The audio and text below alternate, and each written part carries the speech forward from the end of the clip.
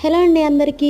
Evening బండి మీద దొరికే నూడిల్స్ని సింపుల్ అండ్ టేస్టీగా చేసేసుకుందాం. దానికోసం ముందుగా నూడిల్స్ తీసుకుని మరిగిన వాటర్లో కొంచెం ఆయిల్ వేసి 70% ఉడికించి పక్కన పెట్టుకోవాలి.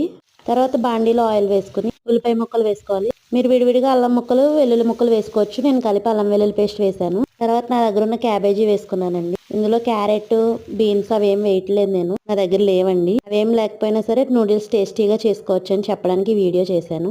క్యాబేజ్ 20% ఫ్రై అయిపోయిన తర్వాత మనం ముందుగా ఉడికించి స్ట్రెయిన్ చేసి పెట్టుకున్న నూడిల్స్ ని వేసుకుని దాంట్లో రుచి సరిపడగా ఉప్పు, కొంచెం కారం కలర్ కోసం అండి, కొంచెం గరం మసాలా, అలాగే టమాటో కేచప్, సోయా సాస్, అలాగే నేను చూపిస్తున్న పింక్ సాల్ట్. మీకు నచ్చితే ఇక టేస్టింగ్ సాల్ట్ కూడా యాడ్ చేసుకోవచ్చండి పింక్ సాల్ట్ ప్లేస్లో.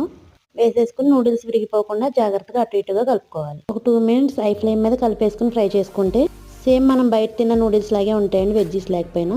ఒకసారి ట్రై చేసి మీకు ఎలా వచ్చిందో నాకు కామెంట్ చేయండి. Thanks for watching.